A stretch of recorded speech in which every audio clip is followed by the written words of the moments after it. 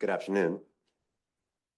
I'm Adam Lupel, IPI Vice President, and it is indeed my pleasure to welcome you all to this special event launching the 2024 Multilateralism Index, produced in partnership with the Institute for Economics and Peace, IEP. This is the second edition of the index following the 2022 pilot report, which served a bit as a proof of concept. It's no small task to set out to measure the state of the sprawling and complex multilateral system. But if you believe it, that is indeed what we set out to do. And it would not have been possible without our partnership with IEP. An index, I've learned, is a very particular tool. Indices can obscure or enlighten, depending upon how they are framed, and it is a delicate task. Building them is both an art and a science, and in the peace and security world, the Institute for Economics and Peace have become the go-to craftsmen in this domain. And so I would like to thank in particular IEP's Alex Vidovi, who served as research director on this project, as well as the project's lead data analyst, IEP's Paulina Pijaka, and our main point of contact, Michael Collins, who is here, IEP's executive director for the Americas. Michael, where are you? Wave your hand. There he is. Thanks also are very much due to the governments of Denmark and Germany for their support, as well as our friends from the Friedrich-Ebert-Stiftung, who we will be hearing from in closing remarks. Many, many thanks to all. This project has as its origins the debates about the crisis of multilateralism, going back more than 5 years, to a time when, in the face of rising populist nationalism, there was real concern that we were facing a genuine crisis of confidence in the system that could lead to its very collapse. That crisis continues today. One could say it has clearly become even more acute. All one has to do is look at the daily headlines to know all is not well in the world today. Whether that is to blame the multilateral system or not is part of our topic of conversation. And yet, despite that sense of crisis, day to day, around the UN, here in New York, in Geneva, and around the world, the work of the multilateral system continues. And I would argue has quite positive impacts in many parts of the world. Indeed, just 2 weeks ago, we all witnessed an extraordinary achievement of international cooperation in the successful adoption by world leaders of the Pact for the Future, charting out the agreed terms for concrete actions for a safer, more prosperous, and inclusive future for all. Congratulations to all those who were part of that process. How that was possible in the context of such universally recognized global divisions is perhaps the topic for another day, but it does raise the question. What do we mean when we speak about a crisis of multilateralism? What parts of the system are in crisis? What parts are functioning reasonably well or not? Where is commitment strong? Where is it weakening? Where are we getting results, where not? And critically, what are the trends over time? The Multilateralism Index tries to answer some of these questions by assessing changes in international cooperation over a 10-year period, 2013 to 2023. The first iteration took 2010 to 2020. And it examines metrics of participation, performance, and inclusivity across 5 domains: peace and security, human rights, climate action, public health, and trade. My colleague, IPI editor, research fellow, and the principal author of the index report, Albert Trittart, will present the main findings of the index shortly, followed by our panel discussion here. But before we get to our panel, I am truly grateful to introduce further opening remarks from 2, I would say, past, present, and future supporters of the index and great friends of IPI. We were joking in the room. We've got the Larsens here, one Australian, one Danish. but both with Danish names as origin. So we'll first hear from His Excellency Ambassador James Larson, Permanent Representative of Australia to the UN, followed by Ambassador Erik Larson, Deputy Permanent Representative of the Kingdom of Denmark to the UN. James, please, the floor is yours. To put that, I hadn't really thought I'd be speaking a lot about my Danish heritage today, but sitting next to Erik, I think I have to. So it's great to be representing both Australia and Denmark in this particular regard. But obviously, I'm here as the permanent representative of Australia, and great to see long-standing colleagues, and it's a real pleasure to be here. I stand before you as a representative of a country which has deeply, deeply believed in the multilateral system and the contemporary United Nations right from its very inception. And when I think back to the post-World War II, indeed during the World War II period, when the current United Nations Charter was being negotiated, our foreign minister at the time, Dr. Herbert Everett, was a passionate believer in creating an effective and representative multilateral order which enabled medium-sized states to have a voice and to have representation. And a core element in his commitment to that multilateral order was that it not just be about peace and security, but it should also be about development and human rights. And he advocated very, very strongly indeed for that.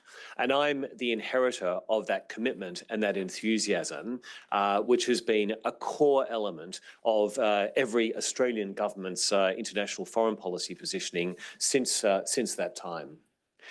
When I look at the index document that has been produced and that we're discussing today, it's of enormous value to us because we can only make our contemporary multilateral system better and support its evolution if we have a very clear-eyed sense of obviously what it does well and what in human resources parlance I think we'd say is room for improvement.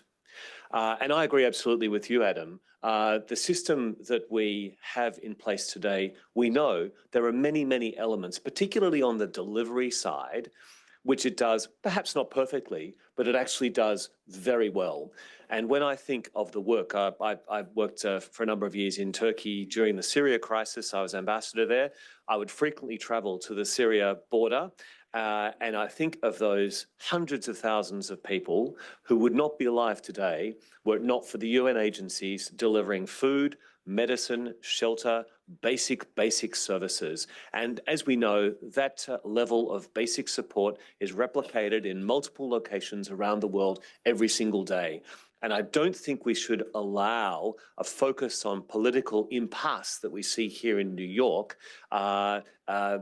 obscure for us the important delivery work that is done by those agencies and by those humanitarian workers who risk their lives in very real ways every single moment. And I won't go through it here, but as we know, there's a plethora of multilateral instruments which are indeed the product of work across the road here that we rely on for all the conventional things that a globalized community needs. So we should not absolutely allow us to be distracted by a political impasse to conclude that the entirety of the system needs to be jettisoned. That said, I think it's very interesting when you look at the index and you look at the data that you're producing. I like the way you have split out the delineation between participation, engagement, and performance. And what the index is telling us very clearly when you look at the participation and engagement data, it's showing very clearly that the vast majority of our global community, they want a multilateral system that works, and they want a multilateral system that can give equal voice and equal representation to all its member states. And we see that very clearly in the index, and we see it very clearly, of course, when we gather in the General Assembly and in some of the more complicated debates we've had in the General Assembly over the last 12 months. You see there a gathering of the entirety of the world community, and you see substantive debate and substantive exchange. Of course, we're all well aware of the areas for improvement, but so much of that goes to political impasse, and so much of that goes to obvious and well-known reasons. But I think when you look at performance and you look at the outcomes from the index, looking at human rights, for example, certainly in relation to trade, obviously in relation to global peace and security, there is clearly work to be done, and we need to reflect carefully on ourselves as to what to do about that. And of course, in many respects, we can't expect the multilateral system to be better or bigger than the members themselves. And I think that requires us to reflect on what the membership actually represents, what we look like. And in many respects, we're looking at a mirror of ourselves when we see dysfunction in that system. Obviously, I could touch on the terrible consequences of what we're seeing, Russian aggression in Ukraine, the very, very challenging circumstances that they play out in Lebanon and Gaza. But they are evidence of a system where we do need to invest more in thinking how it can be more effective, and we do need to invest more in looking at the institutions, the structures and the systems that we have in place, and to reflect, okay, well, given what we see here and given that performance outcome that you see in this index, what does that tell us that we need to do? Thank you. Excellent. Thank you so much for getting off to already a great start. I can already see a lot of elements here that'll carry on into the conversation. But first, we will hear further opening remarks from Ambassador Erik Larsen, Deputy Permanent Representative of the Kingdom of Denmark. Ambassador, please, the floor is yours. Welcome back. Second Larsen today. Good to be here today and good to see all of you. And thank you for inviting Denmark. I want to thank IPI for convening this event. Extremely timely. We are proud to have, for over 20 years, partnered with IPI. And in recent years, our support has very much centered specifically on IPI's work stream on the revitalization of multilateral cooperation.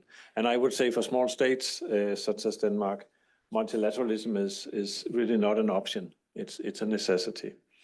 Adam, you also rightly pointed to the importance of the Summit of the Future.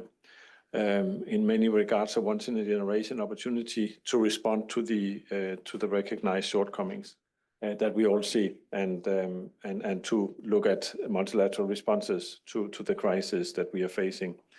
And you also talked about how the multilateral system as such may be in a crisis.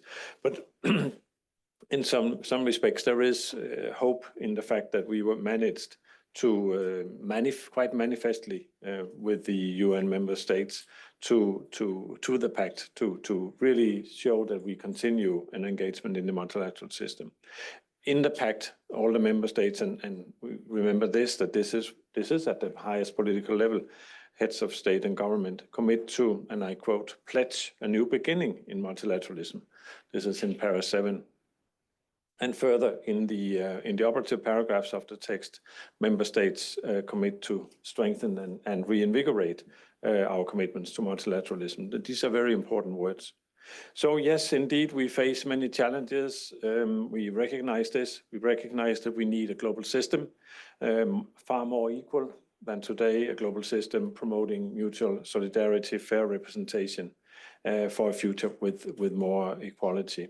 While recognizing these challenges, most member states also recognize that the UN is by far the most important global organization for collective action to address just these global problems. And the pact, which was adopted by consensus, is indeed testament to this. We also recognize and realize that it's difficult to assess the overall state of the multilateral system and multilateral cooperation. And therefore, the index really has just decided to set out to do this and assessing recent trends in multilateral cooperation across the 5 key areas mentioned by Ambassador Larsen also. This can really serve as a resource for member states, for us member states, to identify where the multilateral system is coming up short, and also where it's demonstrating resilience. Just one positive example, there are many in the report, but just one is the growing contributions to the UN Peacebuilding Fund, showing really the commitment to multilateral peacebuilding by many member states. But at the same time, we all see that in the overall area of peace and security, also mentioned by Ambassador Larsen, the index really reports a sharp decline in the performance of the multilateral system. And unfortunately, this nowhere is this more clear than in the Security Council. I would say nearly on a daily basis, we witness how the deep geopolitical divisions too often prevent the Council in responding to major crises around the world. And for this, our view is quite clear.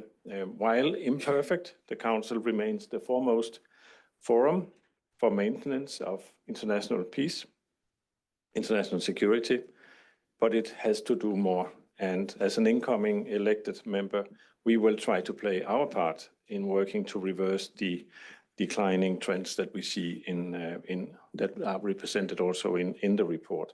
I really look forward to the panel discussion. We could speak much more about, for example, the role of civil society. Denmark and Costa Rica is working closely with Costa Rica in this regard.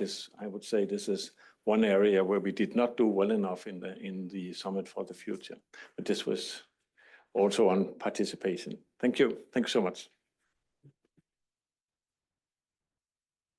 Excellent. Thank you so much. Thank you to Denmark. Thank you to Australia for their commitment, support for multilateralism, and for IPI as well. So now we'll turn to the panel. First, we're going to hear a presentation of some of the findings, and then we have two discussants.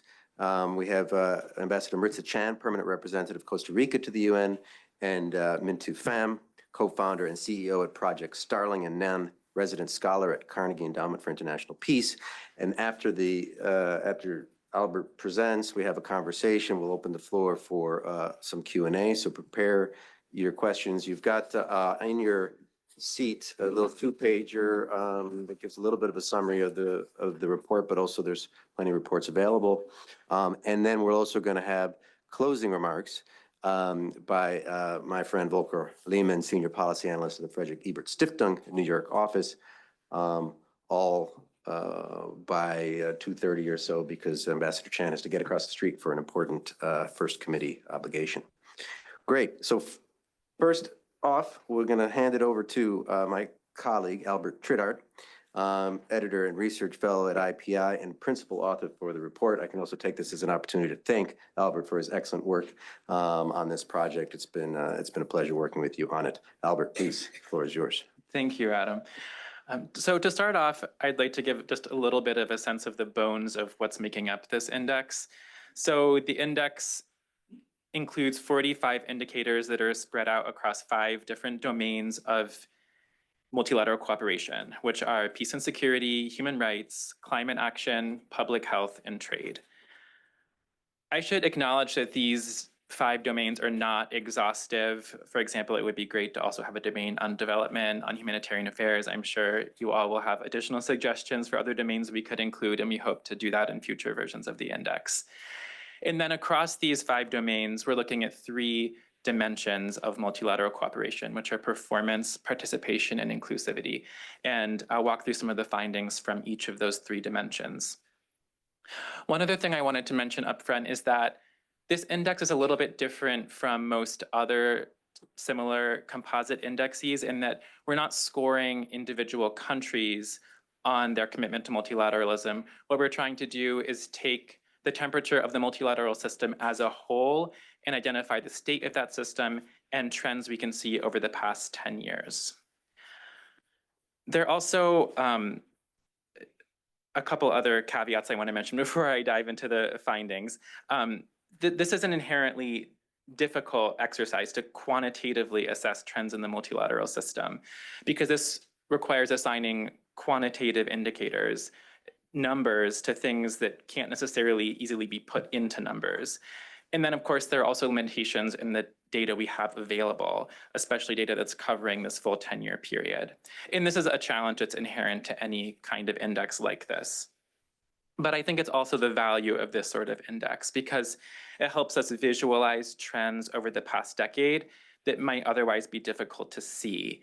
And it can complement some of the many great qualitative assessments of multilateralism, like the High-Level Advisory Board on Effective Multilateralism's recent report. So what can we learn from the index? I'll walk through each of the 3 dimensions to present some of the overarching findings. So first on performance. What we're talking about with performance is how well the multilateral system is delivering results in line with its objectives. The index found a decline in performance across every domain. And I think this might not be surprising to most of us in this room. It probably aligns with our intuition. It's perhaps also not surprising that the biggest decline was in the domain of peace and security. The number of conflicts has risen in the past few years, and so has the death toll. We can see this in many places, such as the ongoing war in Sudan and Israel's ongoing invasion of Palestine and Lebanon. There's also been a decline in the number and durability of peace agreements. Of course, this can't all be attributed to failures of multilateralism, but it's clear that the Security Council in particular is increasingly unable to respond to the most urgent threats to global peace and security. Increasingly, the UN's role has not been to prevent or resolve conflict, but to alleviate suffering through humanitarian aid. I won't repeat how this decline in performance has played out across every domain because I think you'll all be very familiar with this. It's widely recognized that human rights protections have been decreasing across the globe, that we've lost decades of progress on global public health since the COVID-19 pandemic, that our climate action continues to fall short of what's needed, and that multilateral cooperation on trade has essentially stalled with the current moribund status of WTO negotiations. So then to move on to the next dimension, which is participation. And this refers to the extent to which states are supporting or using the multilateral system. And one of the biggest takeaways from the index is that we see a bit of a divergence between the trends on performance and participation, because the index actually shows that there has not been a major drop-off in participation within the multilateral system by member states. And in fact, in many of the domains, participation has increased. So this signals that member states remain engaged in the multilateral system despite the declines in performance. And I think this can be showcased by the Summit of the Future, which was in many ways convened in recognition of the decline in performance that we've seen, but reflected member states coming together and, despite a last-minute attempt to derail the Pact for the Future, overwhelmingly supporting that pact. At the same time, there are a couple reasons that I think we should be cautious about being too optimistic about the way we're interpreting this increase in participation that the index shows. One of those is that this area is particularly difficult to quantify, and so we're relying on indicators like financial contributions to the UN, which disproportionately might reflect participation by wealthier states, and participation in multilateral treaties and agreements, which hasn't necessarily changed significantly over the past decade. We also have other indicators in there as well, but I think it's important to be mindful about the limitations of some of the indicators that we have available. The other reason is that increased participation does not necessarily equate with increased cooperation. And in some cases, we're seeing member states continuing to engage in the multilateral system, but more in the spirit of contestation within that system rather than cooperation. One place we can look for this is in the human rights system. The index finds that participation in the human rights system has increased, but at the same time, many states are not necessarily participating in the human rights system out of a commitment to human rights, but perhaps more to shape the direction of that system. So for example, one of the main findings of the index is that the average human rights score of countries that are sitting on the UN Human Rights Council is actually lower than the global average human rights score of all countries. The final dimension that I want to reflect on is inclusivity. And this is an area where the index registers increases across every domain. That's because of two main trends that the index is identifying. One is the steady growth in the number of NGOs engaging with the UN system. And the second is increases in the representation of women across almost every part of the UN system, including at the leadership level. of course, we're still far short of gender parity, but there have been steady improvements. This is particularly the case within the UN Secretariat, within UN agencies. Progress has been much slower among, for example, the share of permanent representatives who are women, which is still only around a quarter. So I do want to emphasize here as well that, unfortunately, those are really the two elements of inclusivity that the index is focusing on. There are other elements that are equally important, such as geographic inclusivity, that are not reflected in the index because of limitations with the data we had available. But of course, geographic inclusivity is one of the 4 challenges within the UN system, and one of the central critiques, particularly of the Security Council, where a lack of geographic inclusivity is baked into the very structure of that institution. So we're hoping that a future iteration of the index could incorporate some of these other dimensions of inclusivity as well. On that note, this is a project we're hoping to carry forward in the coming years, and so we welcome any feedback any of you might have on the index. We want this to be a useful tool, as useful as possible to the people like all of you gathered in this room and online. One thing that's clear is that the multilateral system is struggling, but member states have not given up on it. We hope this index helps bring some additional data and nuance to the conversations about the state of multilateralism, and that it can help guide conversations about the future of the multilateral system. Thank you.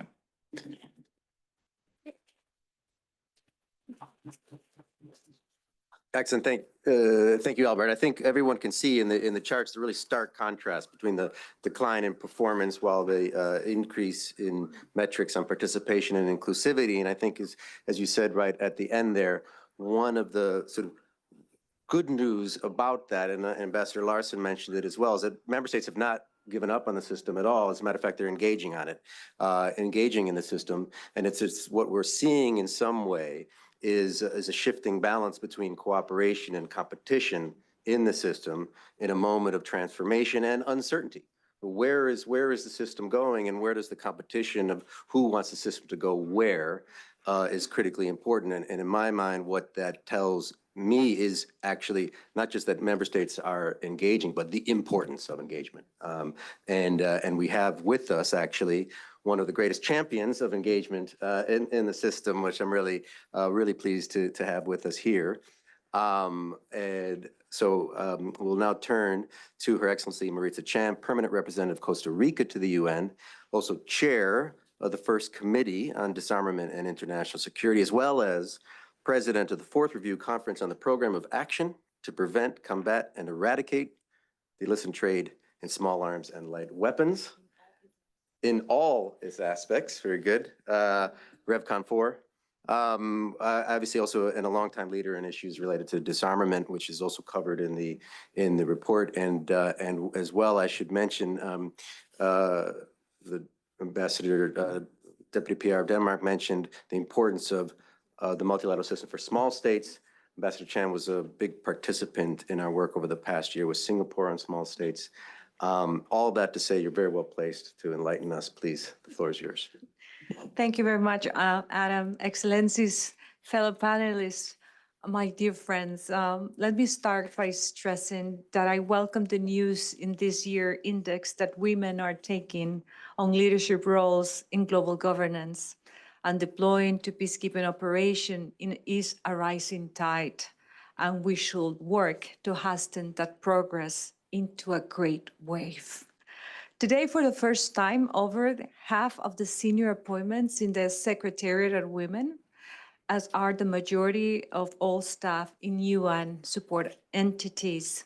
Tomorrow, women shall take the lead across the UN fields entities as well.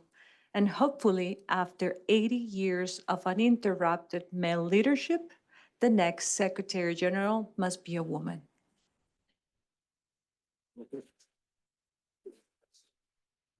Indeed, the domain of inclusivity is in ascendancy.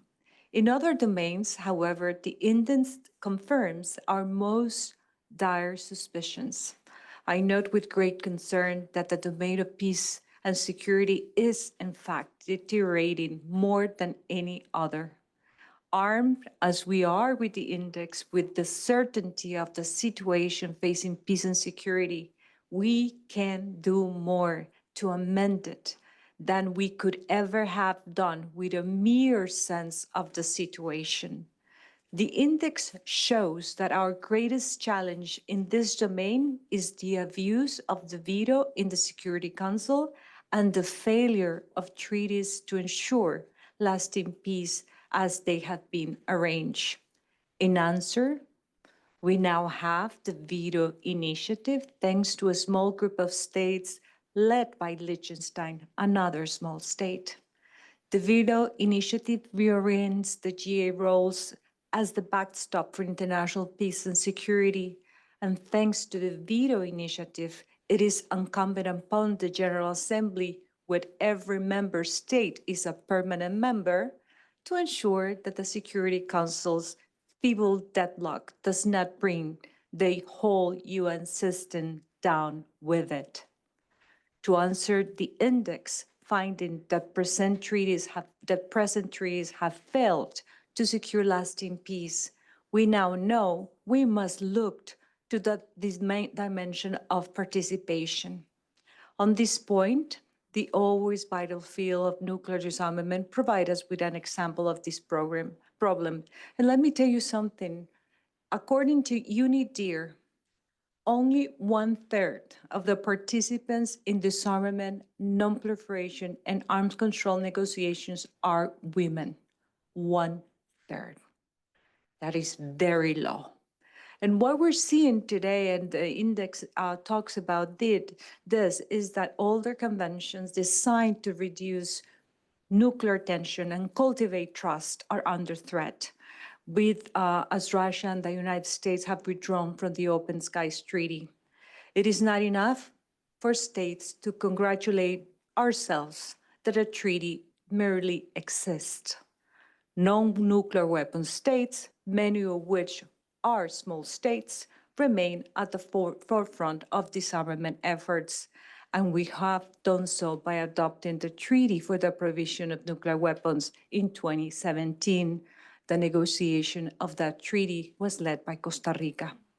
We must muster the diplomatic capital and take bold action that will incentivize accession to disarmament agreements and see their provisions implemented. Our leadership, the leadership of small states in protecting, defending the multilateral system cannot be overstated. It is essential to challenge entrenched practices, shaping global norms, and propelling the international community toward a nuclear-free world. We must continue to strengthen the norm against nuclear weapons until they are universally condemned.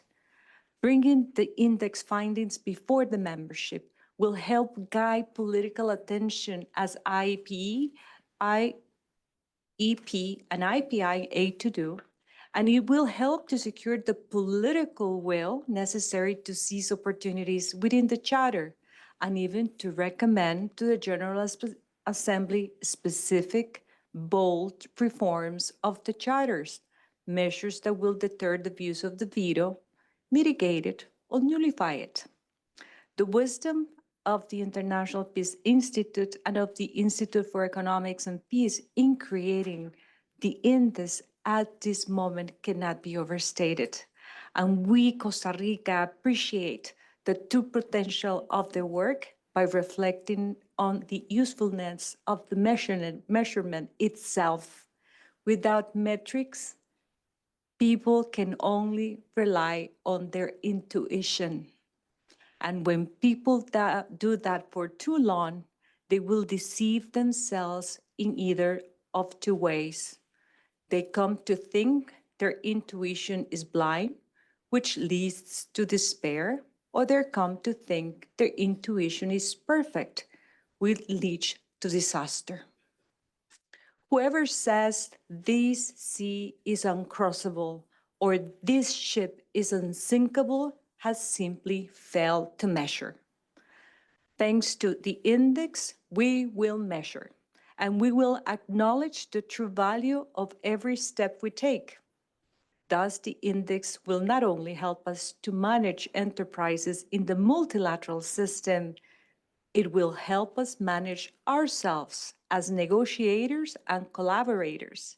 It would allow us to see beyond intuition and allow us to heal the multilateral system by forging consensus on the common ground of objectivity. And that is the only ground on which consensus can ever be forged. You don't find consensus, you forge it. To those in this room and to those joining us remotely, I urge you and your staff to monitor the Multilateralism Index. Bring it before your committees and report it to your capitals so we can apply its lessons by showing us the true state of participation, performance, and inclusivity across the domains of the multilateral system. The revised Multilateral Index will give us the confidence to carry on where we're doing all we can, give us the insight to change our course where we are adrift, and give us the chance to see opportunities where they are in reach. For good measure, we will reach for every opportunity. I thank you.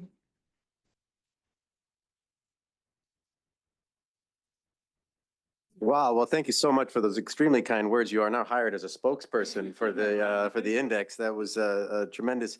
And thank you for the comments on gender and disarmament in particular, and also for kind of what I take as a real full-throated support for research as a whole. As a director of a research think tank, that really is music to my ears. And you kind of take the next step, and your point about connecting up the questions about inclusivity of gender and the decrease in the success of peace agreements. Albert and I have had this conversation a little bit, that we get a little bit nervous when we draw too many correlations between the domains about how much participation is related to the performance and such. But we all know from past research that when you have women included in peace processes, they are statistically more successful. They last longer, and that's reflected in the data. And so you have to ask this question: if the index is seeing this decline in peace agreements lasting, how does that relate to women being excluded from those processes? And I think we can draw our own conclusions there. So thank you for those really positive remarks. Mintu and I have had conversations before, so I feel like she's going to be maybe a little bit more critical. But I'm really happy to have her here. Mintu Pham is well known in this community. She's been a long time observer and practitioner of UN affairs from both inside and outside and around the system. Currently the co-founder and CEO at Project Starling and non-resident scholar at Carnegie Endowment for International Peace. Mintu, please, the floor is yours. Great. Thank you so much, Adam. I am so honored to be part of this panel with the distinguished ambassadors, and to speak after Ambassador Chan is quite daunting. So let's completely shift a bit, if you don't mind.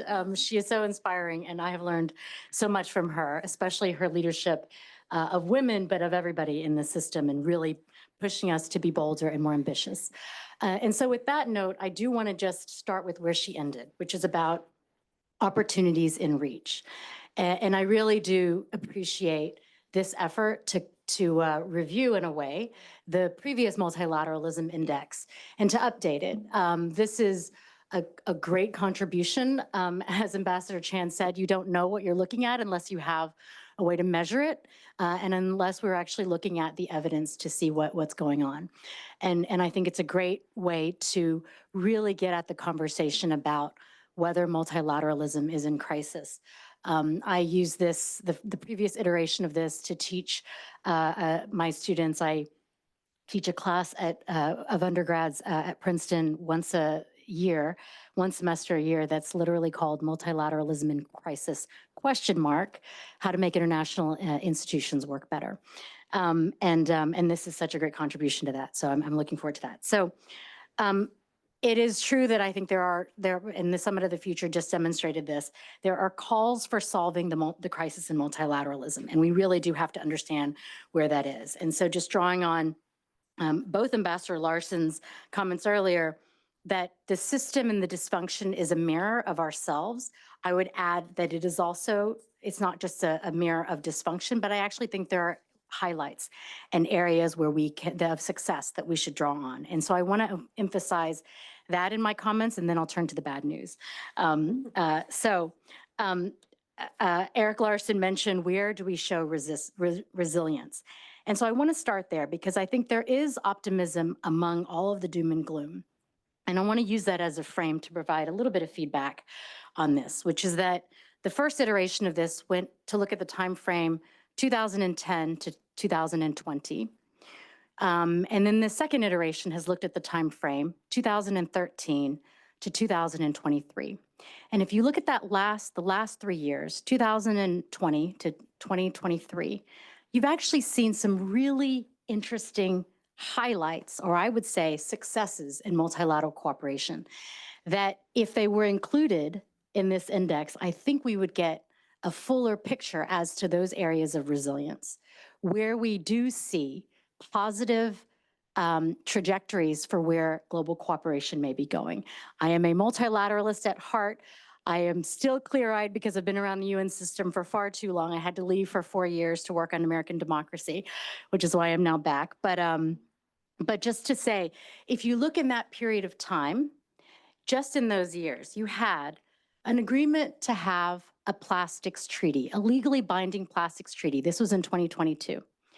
You had an agreement, the Kunming-Montreal Global Biodiversity Framework agreed at the COP15 in 2022. That was huge, groundbreaking. You had last year the High Seas Treaty. This was 10 years in the making. I think it's also BB&J, Biodiversity Beyond National Jurisdiction. That was huge, a huge, huge success in 2023. Last year, you also had UN member states here agreeing to take back leadership on global tax cooperation from the OECD, and led by African governments, saying, you know what, we are at the wrong end of the stick in terms of global tax cooperation, and we now need to have a say on those things that impact us. And so now you will have a legally binding global convention on tax cooperation done by the UN. So those are highlights. And I think because the domains, the 5 domains that you've chosen, don't cover development, and that you've shifted now from looking at environment to climate in those 3 years, you've in a way kind of removed those really important successes on environment, biodiversity, plastics, high seas, and I think there's others as well. So I would really encourage you to include those issues, those treaties. And by the way, when you look at the treaties that you're working off of, most of them are from the 90s and early 2000s. They're not in recent years. So I would say there is a trajectory here. So despite all the doom and gloom, there are some highlights. So what are some lessons that we can learn from that? And I love the way that you've now divided up into these 3 dimensions. So participation. If you look at participation, I love that you focus on this, because in fact, it is true that we have had a great many more, I love the chart that's in here, please take a look if you haven't, of the dramatic increase in civil society, think tanks, and non-governmental organizations getting involved in the UN. When I was helping to try to craft what the next set of development goals were back in starting in 2011, 2012, 13, 14, and 15, we knew that the Sustainable Development Goals could not be created in the same way that the MDGs were, which were, and this is not an exaggeration, created in a dark windowless room by basically 4 men. The SDGs had to be dramatically different. And so what we did, in an effort that I was very proud to lead when I was at the UN Foundation, was to bring in as many outside groups into the process as possible, which didn't mean that we had to fly them to New York. It meant, how do you inform them about what the negotiations were on, when member states were negotiating what, and what was really at stake, and bring in the vast wealth of expertise on implementation, on policy frameworks, on advocacy and campaigns that they could bring to bear to this. And the SDGs was one, I think, really important example of how when you open up UN processes, you actually get a better outcome. Because why? Everyone around the world knows what the SDGs are. My mother knows what they are, right? You can't turn around, you can't turn left without hearing somebody say, oh yes, the SDGs. That wasn't the case with the MDGs. It's a universal agenda. It's transformative. So the fact that we were able to increase participation there, I think is really important. And I think you can't go back. There is now a practice, despite what happened in the Summit of the Future. Yes, NGOs and think tanks and civil society were not involved in the room, but they were there. And I'm looking at some of you in the room who were at the leadership of trying to bring in and include those outside voices in this. So we cannot go back. That means that, of course, multilateralism is messy. We have 169 targets in the SDGs for a reason. When you bring in 7 billion people and ask for their perspective, you're going to get a lot of targets. You're going to get a lot of ideas. That doesn't mean that it's a bad thing necessarily. So participation, I'm really glad to see that, that highlighted here. Second on participation is the Global South. And this also gets to the other point, dimension about inclusivity. There is a dramatic increase in the engagement of Global South actors in the UN system. Folks that are led by Ambassador Chan and Costa Rica and Singapore and the small states, but not just that. The least developed countries, we worked very closely with them on the Financing for Development agenda in 2015. The Africa Group, you just heard, about their participation, their leadership on tax cooperation. Global South countries are empowered now, and they're seeing that when they get together, they may not have the power as individuals. They don't sit in the G20, they don't sit in the G7 or in the international financial institutions, but in the numbers and they're being able to come together around objectives, they do have the global majority votes here in the UN to be able to get what they need. And so in a way, even if there is this contestation, your point about there being an increase in participation, but maybe a decrease in performance, that does reflect contestation, but I would say I don't think that's necessarily a bad thing. I think it's a reflection of the geopolitical moment that we're in right now, which is really interesting. Global South countries feel empowered, and they're not just going to be bullied into whatever agreement the countries that have always had power want them to do. And I think we just have to kind of sit okay with that uncertainty for a bit, and let's see where it lands.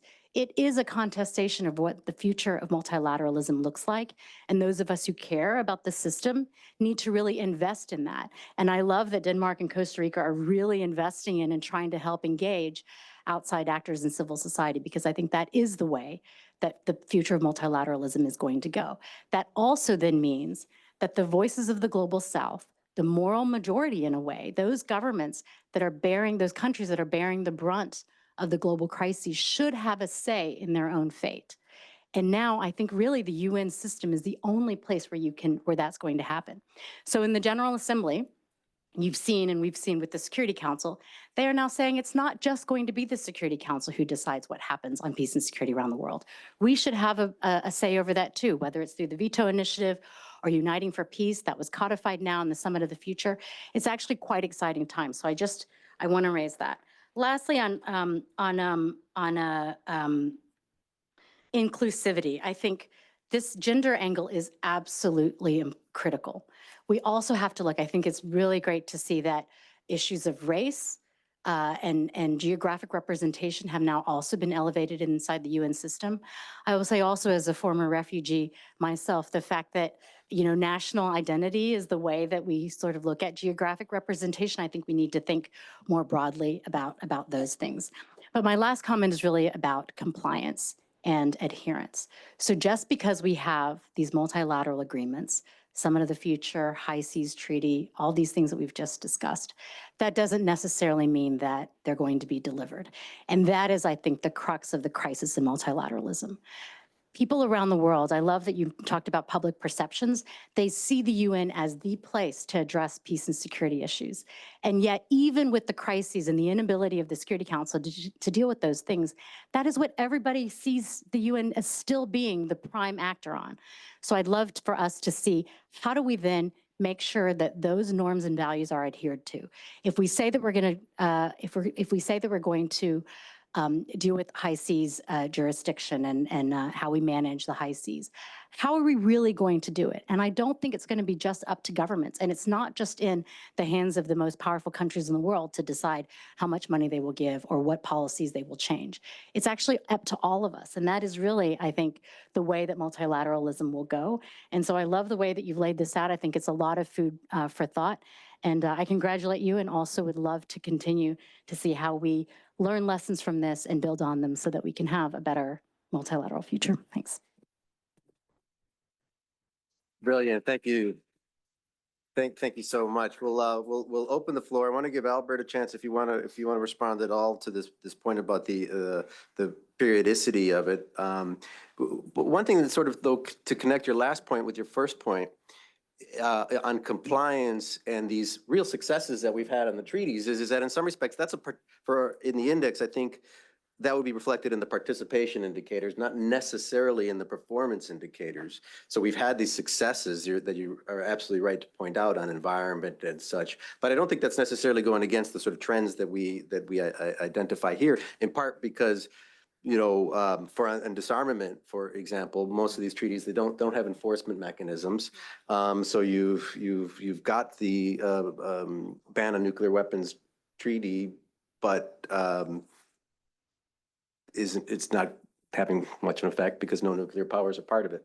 But I think it does point to the positive trend that we're seeing about member state engagement in the system, and that we can still cooperate.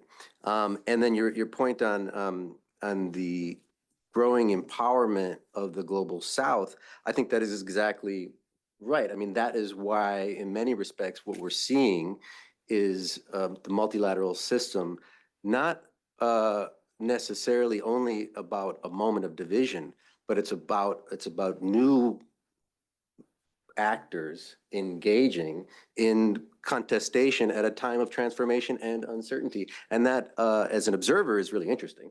But as you so rightly point out, it's not necessarily a bad thing, especially when you value things like inclusivity and legitimacy, which I think we do. I do. Albert, did you want to say something about the time, since that was sort of a question, and then we can open up the floor for Q&A. So please raise your hand. We've got mics in the back if anyone has questions. Yeah, Albert, please. Yeah, thank you, Mintu. That point is very well taken about the sort of some of the more recent trends. And of course, a decade is a very arbitrary period of time. There's nothing special about 2013 in terms of the date that we're comparing the overall trends up to today against. And perhaps it's worth considering expanding, again, the climate domain to encompass the environment. One interesting thing I think is that can also cut both ways, because if we look at a more recent trends just over the past 3 or 4 years, in the peace and security domain, it actually shows, you know, even more deterioration than we might see looking over the past decade. For example, increased use of the vetoes in the Security Council just over the past few years. States, the US and Russia, withdrawing from multilateral arms control agreements just in the past few years. So it sort of depends what domain we look at too, in terms of what happens when we shorten the time frame from a decade to 3 or 4 years. Great. Questions? I saw one gentleman standing up in the back. Did I not? Yes, please, here. We got, yeah, one up here and then also in the back. Hi there. I'll ask a question just to get the ball rolling so that others feel free to do so. I'm Dan Perel. I serve as a representative for the Baha'i International Community's UN office. Good friend of Alex Vedavi's as well. I'm really glad that he had a hand in this report. He's a really great guy. So I was thinking as I was listening to some of the things that Mintu was sharing about how we read data and the narratives that we create around it and how important that is. So on the one hand, we have more treaties, which is great. And I think that is the way that we should tell this narrative, is that there are more things, we are creating more consensus, we are advancing more in our rhetoric. But what that does is it also sets the bar higher. And then we may not be meeting that higher bar. So on the other hand, you could also articulate a narrative that says, well, we are, as a percentage, meeting fewer and fewer of our commitments. Another example of this could be in the context of civil society participation. There are more and more NGOs who are engaged in the process, but then if the space is only open to a certain number, you can say the percentage of NGOs engaging is lower and lower. And I think that we have to be very careful about how the narratives we tell around the data that we are offering, because I'm more the optimist side, similar to Mintu, as many in this room probably know. But I also do recognize that even with these increases in good things, that rate of change is less than the rate of change of crisis. That is to say, crisis is accelerating more quickly than our multilateral system can accommodate. And I think this is part of the narrative that I think we need to be telling. And I'm just curious if in your research in the articulation of this report, or even some examples from others, how have you seen these narratives sort of shift the way people are thinking about challenges, and how do we create that positive narrative that can allow others to come and join us optimistically rather than with a sense of despair? Thanks. Great, thank you. We got this over here. Actually, we got one there, and then over here to the left. Yeah. Go ahead. Okay. Sure. Thank you so much for this wonderful panel. My name is Yasmina Byrne. I'm Chief of Foresight in UNICEF. So my question is about the future, obviously, because I'm a head of Foresight. How do you see, looking at these trends, they are going to be evolving in the future? And what happens if participation continues to increase, but we see further decrease in performance? What would that potentially lead to? And also any suggestions or how we can actually reach that desired level of performance in the future? What are the steps that need to be taken? Thank you. Thank you. We can take one more back here. Yeah, please. Thanks. My name is Henk-Jan Brinkman. I'm the permanent observer of the International Development Law Organization and a long-time UN staffer. A couple of points. First, nobody mentioned the Charter, unless I missed it. But I think this is also a sign of the incredible endurance of multilateralism. That document is an incredible, lasting document. We could not do better. If we would have drafted it now, we would maybe use some other terms like multi-stakeholder participation or something like that. But it's an enduring document. It just needs to be enforced, and it needs to be implementation is really the issue. And I'm wondering whether somebody can comment on that, whether we have other mechanisms to do that, including GA resolutions to override vetoes, for example. Second point I want to make is the rise of non-state actors. And it's partly what Mintu was saying. More actors on the table makes agreements much more difficult to reach. And I totally agree with Mintu on the the inverse relationship between inclusivity and participation versus performance. And in a way, it's a good thing. When I started at the UN, before the Berlin Wall came down, the developed countries were the most powerful countries. They were ruling the UN. And it's not the case anymore. And that's a good thing, despite the fact that I'm from a European country. We need to accept that the power is shifting, and that's going to be a period of uncertainty or whatever. But there's also non-state actors in terms of NGOs and et cetera, which makes also much more difficult to reach peace agreements because there are like 1,000 non-state armed actors in Syria alone, but also at the UN. So it is a period where we need to get to new ways of discussing and getting to agreements. Last point I want to make is about data. I don't think that data, and I think there is some academic research, that data is the way to convince other people. And it's storytelling that is really the important part. Unfortunately, a survey showed that the people who did not know where Ukraine was on the map had the strongest opinions about whether military interventions should play a role or not. And that is, I think, a good sign of why knowledge or data is not always the critical factor.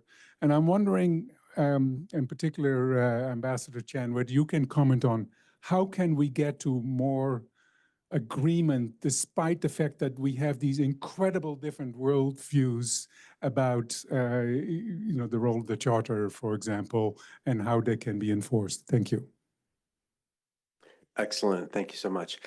Unless we have one more question, yes, we'll come here to the floor. And then just to ensure that Ambassador Chan can get across the street in time, we're going to come back to the panel and then close out with Volker. So, but one more here in front. Thank you. Thank you so much for your wonderful insights. My name is Fenna Timsey. I'm the United Nations Youth Representative on Human Rights and Security on behalf of the Netherlands. And what we saw, like consulting a lot of young people in the Netherlands, was that also what we saw from research on the national freedom research in the Netherlands was that especially for young people, the freedom that they felt to express themselves and their freedom of assembly was declining. And this was very pronounced more for young people. And I think it's very interesting how you look also in the index to civil society and women. So I guess my question would be twofold. Maybe what are some insights that you saw of the participation of young people within multilateralism, but also I guess it relates to my point about freedom declining of speech. How can we make also this a meaningful engagement, and what is the quality of these engagements? Is that looked into, because that is essentially also about power. So when we come into these spaces, how do we make sure that we actually have something to say and that this engagement, is of quality and that we can actually contribute into decisions being made? Wonderful. Thank you so much. So we're going to come back. We're going to come back to the panel. I'm going to come to Ambassador Chan first. We've got some excellent questions around narrative, the power of storytelling. A question from the Chief of Foresight, which is now one of my favorite titles in the system. I love that. About trends. Where is this going, and what does that mean? Question also around the charter, the endurance of the charter, and a rise of non-state actors. The engagement of more and more stakeholders makes it more difficult to come to agreement. So we do have questions on young people and the quality of engagement. It's not just about participation, but also about the quality of that participation. So sort of there was a direct question to you about how, given the complexity of the context, how can we do a better job in coming to agreement? But Thank you. I would say that the multilateral system is not in crisis. What we have a crisis is of leadership.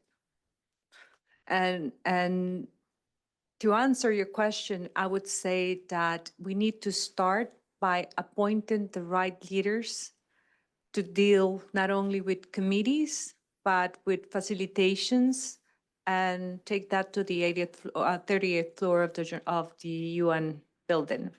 Leadership matters so much because depending on the quality and the personality and how you do your work in good faith, you will be able to achieve good results or not. That perception when it comes to narrative is like the moment that someone perceives that you're not acting in good faith, you miss the opportunity, the window opportunity of reaching an agreement.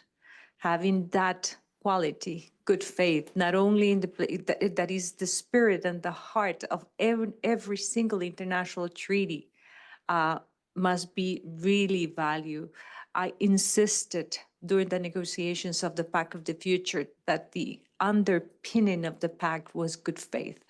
And without good faith, we won't have a system. The second is process. We need to make sure that the processes we're leading are done to the T. And getting consensus in RepCon 4 was not easy. Many thought that it was almost impossible. But the process was handled in such a way that we knocked on every door, addressed every concern, and issue every single outcome document or draft outcome document that was converging views. And I think that that is something that none of us as PRs are ever taught unless you are a very seasoned diplomat to do well. So process matters, personality matters, being perceived as an honest broker and a good faith actor is key. And for young people and for women, attendance is not participation. And attendance is not participation, not only based on gender, but also geographical participation. What we have seen now, and there's a paper on the nuclear priesthood, is that in nuclear disarmament or nuclear matters, what we have is white, Western males doing the job. And that creates to a lot of assumptions. And there's no diversity in views, or nobody challenges those assumptions. So having geographical diversity, women from different backgrounds, people of color, will improve the decision-making process. So yes, and I don't like the term global south because it's demeaning. We are the global majority. And the global majority does have a say. And I would say that my own region, Latin America and the Caribbean, are spearheading and many processes and raising the level of ambition left and right. Without GRULAC member states or without many Latin American states, you won't see the level of ambition that we got in many processes. So I recognize the role of Latin America and the Caribbean in this in spearheading, in pushing for more, raising the level of ambition and making sure that what we have is better than we got. And at the end of the day, we have to make sure that the multilateral system works. The multilateral system for small states is our fulcrum. And without it, and reason, not force, is our lever. So we truly depend on the multilateral system. We don't need it to survive. We need it to thrive. Thank you. Excellent. Thank you so much.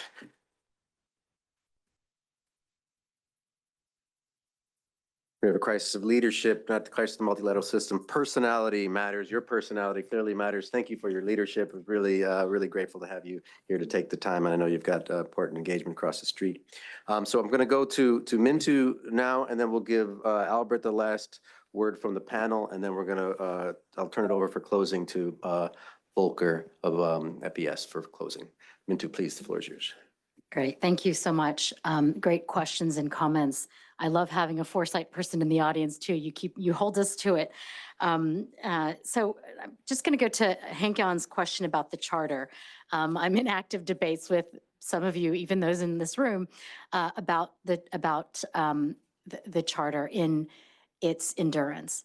I am right there with you, Henk-Jan. I think the charter has endured, and even if we don't abide by every article in that charter, there is something about it that people reference back, and countries that have become newly independent countries who have now signed on to being a member of the UN and signed up to the charter also fundamentally believe in those articles in the charter. And I think there is just a really important spirit there that overrides everything that we do, that no matter what, there's a way to default back to, even if we don't agree on the details, we have a North Star, and that's the charter. And I think there's something really important in that. And when we talk about this contestation about the future of multilateralism, where there's a lot more actors and there's there's maybe a shift in global power as to who has a say over the rules, and what kind of rules those will be. At the end of the day, I think where we're heading towards is essentially the sovereign equality of nations, that we are trying to get to a more egalitarian multilateral system. And nowhere more than that is it represented than at the UN. And so in a way, you know, I love that this Multilateralism Index is focused on the UN. I hope that, as I've encouraged you, to expand that to issues that really are core to developing countries.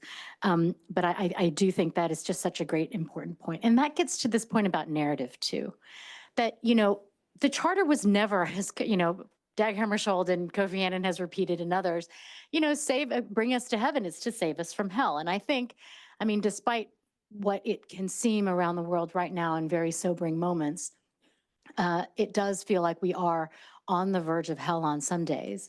But I think there is still this aspiration out there that you saw in the Summit of the Future, despite all of the negativity around why are we at a moment in so much division around the world trying to have an agreement on global cooperation.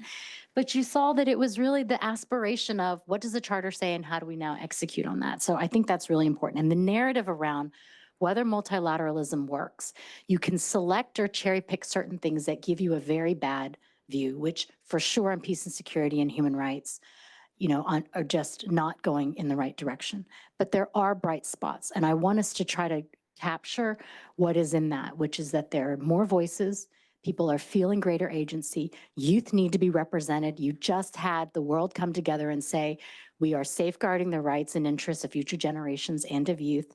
And so we are trying to make room and trying to expand this system to include more of us. But I will end, unfortunately, on a slight word of caution, which is that we are 3 weeks out from a major election in this country that we're sitting in.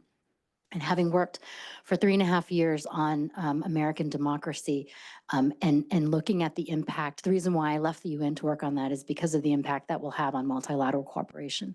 I don't want us to leave this room without just very clearly thinking about, you started off this panel, Adam, by saying populist authoritarianism as a thing that spurred you all to even doing this multilateral index in the first place. I think we need to hold tight onto that and just remember that there are forces out there that are trying to divide us. We will see where this goes, but we do have to be very clear-eyed. And if at the end of the day, there are the isolationists or the ones who don't believe in multilateral cooperation end up winning in many of the countries of people represented in this room. At the end of the day, I think maybe one bright spot to that, and just to the question about what's the future look like and how do we make it work, is that it means that all of us then, in response to these kinds of threats, have to step up, that we can't just be comfortable in relying on the norms, relying on the charter, relying on, assumptions of the world will come together and still will advance, that actually it won't happen unless we actually step in and provide the leadership that Maritza Chan was just talking about. Thanks. Fantastic. Thank you so much. Albert, please. Thank you. Thank you for this question about how we read data, because I couldn't agree more that it's really important to look beneath the numbers and to understand the full story. And to give one example, if a pandemic treaty were adopted tomorrow, you could, in theory, see the participation indicator drop significantly because it would take states a while to ratify that treaty. So that goes to your point about the bar rising. By the same token, we can see areas where, for example, financing to various parts of the multilateral system is rising quite substantially, but at the same time, the needs are rising even faster. So we can see some indicators improving on some level, even as the gap between financing and needs is also widening. So it's really important to look beneath the numbers to get the full story. On this point about the rise of non-state actors, I think that's a really important point as well. And we do need to look beyond just NGOs too. So, for example, this greater inclusivity of non-state actors is not always purely a positive, as you mentioned. For example, at the most recent climate change conference, by some counts, there were a record number of fossil fuel lobbyists participating in those negotiations. It can be a mixed bag in terms of what we're getting when we have greater participation of non-state actors. And again, the importance of sort of looking below the numbers. And then finally, this point about young people, I'm really glad you brought that up. I would love to have included inclusion of youth in our inclusivity indicator, but unfortunately the data is just not there.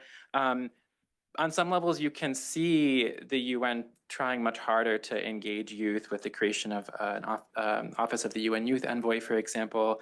And in the latest, again, with the latest climate change conference, there were much greater efforts to include more youth in that. We saw it also in the Summit of the Future with the Declaration on Future Generations. Once again, though, it's important to look below the numbers. And as you mentioned, understanding the quality of engagement going back to the point about rising representation of women in the UN system as well, obviously we can't just look at how many women there are at the table. We also have to look at the working conditions that those women are experiencing. For example, as the number of women to deploy to UN peacekeeping operations is increasing, we have to also ask, are those women able to participate in meaningful ways? Are they able to participate safely? And we also have to ask, are these gender-related considerations being mainstreamed through in the work of these parts of the UN system as well? So again, the overarching point there is that I think that the numbers provided in this index can provide us a lot of rich food for thought, and I really thank my fellow panelists for helping us really dive in and look beyond those numbers and bring more nuance to the conversation as well.